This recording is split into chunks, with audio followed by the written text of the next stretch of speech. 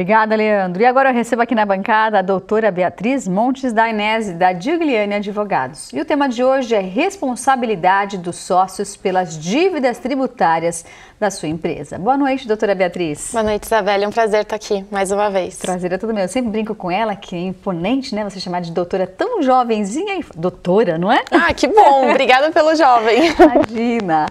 Bom, é um tema que muitas pessoas acabam tirando conclusões precipitadas, não é? Exatamente isso. É por isso que a gente resolveu hoje trazer esse tema para tratar aqui com vocês, porque em muitos casos os sócios acabam não sabendo como se colocar perante uma dívida tributária da sua empresa. E isso é muito importante que ele saiba até onde ele responde, até quando os bens dele respondem pelas dívidas da empresa. Você está falando no caso de uma sociedade limitada, é aquela famosa LTDA no final, é isso? Isso, é exatamente isso. As empresas limitadas, quando elas são abertas, normalmente tem 2 sócios. Hoje a gente tem a figura da EIRELI também, que são as empresas limitadas de responsabilidade individual, mas nesse caso específico dos sócios, a gente trouxe a da limitada, que são empresas mais comuns, que são abertas com muito mais frequência. Agora, eu sei de casos, por exemplo, que a família quer abrir uma empresa.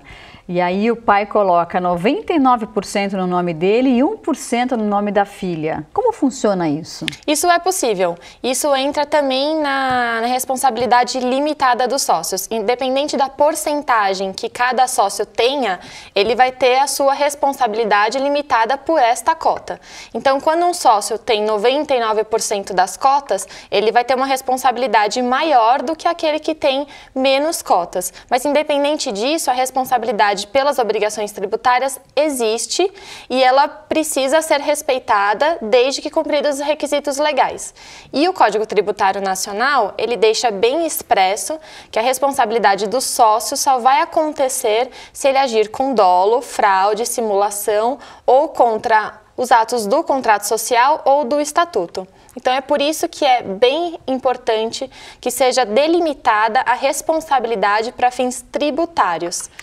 E se no caso, por exemplo, um dos sócios agir de forma ilegal e o outro sócio não tenha conhecimento desse ato, como funciona isso perante a lei? Nesses casos, em regra, num processo de execução fiscal, os 2 sócios serão incluídos no polo passivo para responder pela dívida. E aí a cada um deles caberá apresentar a defesa cabível. Para aquele sócio que não agiu contra a lei, contra o contrato ou o estatuto, ele deverá se defender e alegar que não agiu fora dos parâmetros legais e, em decorrência disso, requerer a sua exclusão da responsabilidade tributária. Para aquele outro sócio que agiu sim de uma forma para sonegar ou para fraudar, aí a responsabilidade dele estará caracterizada, mas também dependerá de provas. Se não houverem provas a respeito desta conduta, aí ele não terá como também ser responsabilizado. Agora vamos imaginar que uma empresa com 2 sócios venha a quebrar e aí essa empresa fica devendo. Porém, esses 2 sócios têm seus bens em nome de pessoa física quitado, não tem problema nenhum. O que acontece com esses bens que estão em nome de pessoa física ou, por exemplo, de um cônjuge que é casado com comunhão universal de bens, por exemplo? Nesses casos, a gente está diante de uma dissolução irregular da empresa. Por quê?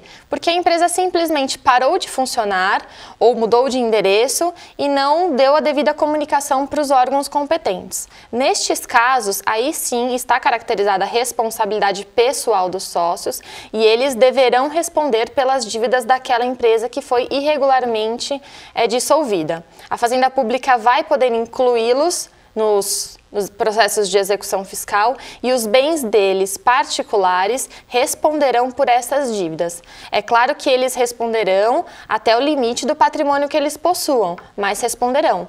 Por isso que os sócios precisam ter a ciência de que uma coisa é o mero inadimplemento do imposto, por uma questão de mercado, por uma questão de não conseguir estar faturando o suficiente. Outra coisa É ele agir nesses casos de querer realmente dissolver a empresa de uma forma irregular e não querer se responsabilizar, porque nesse caso a Fazenda Pública poderá sim cobrar pelos bens pessoais deles. Muito obrigada, doutora Beatriz. Um beijo também para a Andréia Giuliani. Obrigada, viu? Obrigada, Isa. Foi um prazer e até a próxima semana. E o J Mais ABC de hoje fica por aqui. Eu agradeço a sua companhia, sugiro que você continue conosco, como sempre eu digo, para aproveitar as melhores ofertas de varejo da TV+. Fiquem com Deus, até amanhã. Tchau!